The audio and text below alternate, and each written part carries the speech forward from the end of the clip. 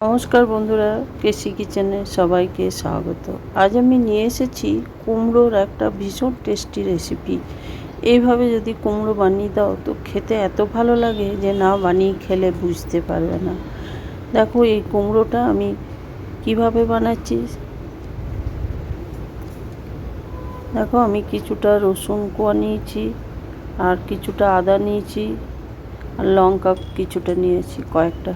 এগুলোকে আমি খুব ভালো করে থেতো করে নেব হামালদিস্তার মধ্যে। তোমরা এটা গ্রেট করেও নিতে পারো, কিন্তু থেতো করে দিলে কিন্তু খেতে বেশি ভালো হয়। দেখো আমি এটার মধ্যে থেতো করে নিলাম।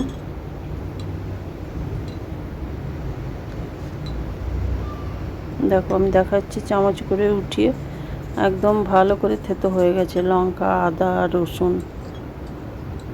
এইরকম এটাকে করে নিতে হবে। মশলাটা ওইদিকে করে রেখে দিলাম। এইদিকে আমি একটা কড়াই আগে চড়িয়ে দিয়েছিলাম, তার মধ্যে কিছুটা আমি সর্ষের তেল দিলাম। সর্ষের তেলটা মোটামুটি আমি 2 চামচের মতো দিয়েছি।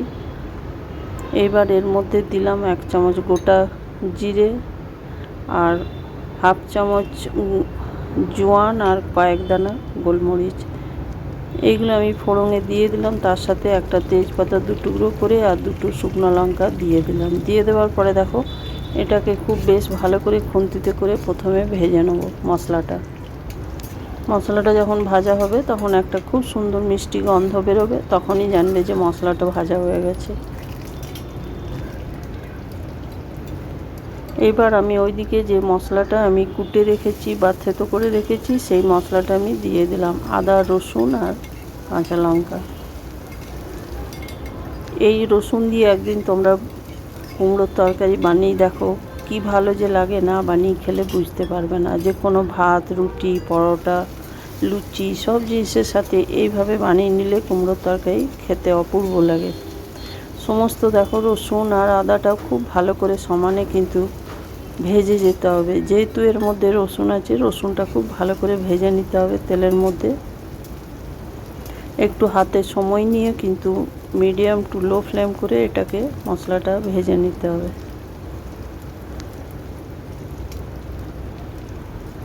তোমরা তো অনেকে অনেক রকমভাবেই খেয়েছো, কিন্তু এইভাবে একদিন বানিয়ে দেখো, খেতে অসম্ভব ভালো লাগে। এরপরে দেখো আমি হাফ চামচের মতো ধনে গুঁড়ো দিয়ে দিলাম, হাফ চামচের মতো জিরে গুঁড়ো দিলাম, আর হাফ চামচের মতো আমি কাশ্মীরি লঙ্কার গুঁড়ো দিয়ে দিলাম। দিয়ে দেওয়ার পর মশলাটা আরও 1 মিনিটের মতো একটু কষিয়ে নেব।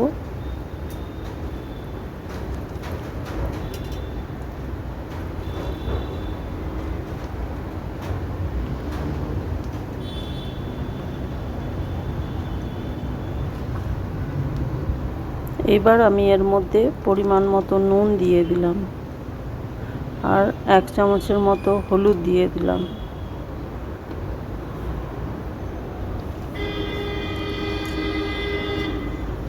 নুন হলুদটা দিয়ে দেওয়ার পরে আরও কয়েক সেকেন্ডের জন্য আরও এটাকে একটু নেড়ে চেড়ে নেবো বা ভেজে নেবো হলুদটা।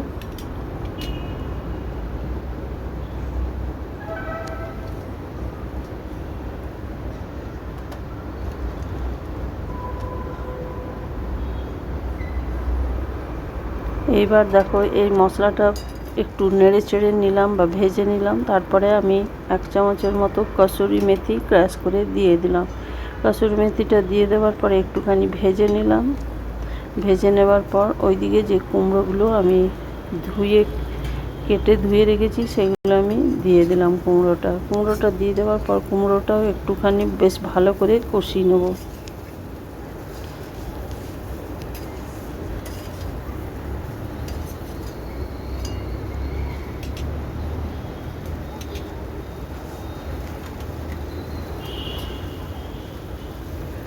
কুমড়োর তরকারিতে আমি কোনো রকম আলু দেব না, শুধু কুমড়ো দিয়েই তরকারিটা করে নেব। দেখো হালকা জল দিয়ে দিলাম, হালকা জল দিয়ে পুরো কুমড়োটাকে কষিয়ে যেতে হবে। আমি এরপরে ঢাকা দিয়ে একবার ঢাকা দেব, আবার ঢাকা খুলে কষিয়ে নেবো বা ভেজে নেবো। তাহলে কিন্তু কুমড়োটা খুব সুন্দরভাবে কষাও হয়ে যাবে আর খেতেও ভীষণভাবে ভালো লাগবে।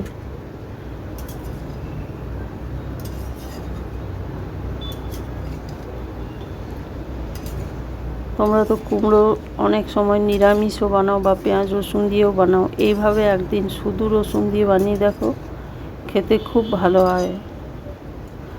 আর যারা কুমড়ো খায় না তারাও কিন্তু এইভাবে বানিয়ে দিলে খেয়ে নেবে।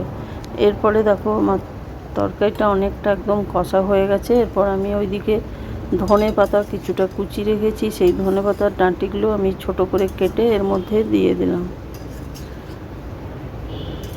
ধনে পাতাটা দিয়ে দেওয়ার পরে একটুখানি বেশ 1 মিনিটের মতো আরও এটাকে কষিয়ে নেবো, তাহলে তরকারির মধ্যে খুব সুন্দরভাবে ধনে পাতার গন্ধটা চলে আসবে।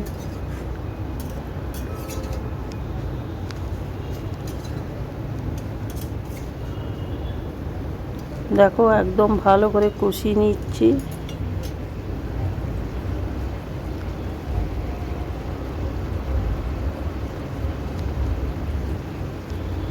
আমার রেসিপি যদি তোমাদের ভালো লেগে থাকে তো লাইক শেয়ার ও কমেন্ট অতি অবশ্যই করে দিও। আর নতুন বন্ধুদের সাবস্ক্রাইব করার অনুরোধ রইল। এরপরে দেখো কুমড়োটা কষানো হয়ে গেছে। এবার আমি এটার মধ্যে খুব সামান্যই জল দিলাম, কেন কি এর মধ্যে আলু নেই, শুধু কুমড়ো আছে, সেই জন্য কুমড়োটা খুব সহজেই সেদ্ধ হয়ে যাবে। আর তার সাথে 2 কাঁচা লঙ্কা চিড়ে আমি ঢাকা দিয়ে প্রায় 3-4 মিনিটের মতো রেখে দিয়েছিলাম লো ফ্লেম করে। দেখো তারপরে 3-4 মিনিট পরে ঢাকা খুলে দেখাচ্ছি। দেখো কুমড়োটা একদম খুব সুন্দরভাবে সেদ্ধ হয়ে গেছে আর জলটাও একদম শুকিয়ে গেছে। এইভাবে তোমরা একদিন বানিয়ে দেখো, খেতে ভীষণভাবে ভালো লাগবে। তোমরা তো অনেকে অনেক রকমভাবে কুমড়োর তরকারি বানিয়ে থাকো, এইভাবে একদিন বানিয়ে দেখো। এরপরে দেখো তরকারিটা আমার হয়ে গেছে। ঠিক নামাবার আগে আমি ওইদিকে যে ধনে পাতা ডাঁটিটা আগে ছোট করে দিয়েছিলাম, এরপর পাতাটা ছিল সেই পাতাটা দিয়ে আর একটু নাড়িয়ে ছাড়িয়ে নেব তরকারিটা। দেখো ধনে পাতাটা দিয়ে খুন্তিতে করে নাড়িয়ে ছাড়িয়ে নিলাম। এবার আমি গ্যাসটা বন্ধ করে দিলাম। গ্যাসটা বন্ধ করে দেওয়ার পর ঢাকা দিয়ে বেশ কিছুক্ষণ স্ট্যান্ডিং টাইমে রেখে দিলাম। তারপরে ঢাকা খুলে দেখাচ্ছি। দেখো কত সুন্দর হয়েছে।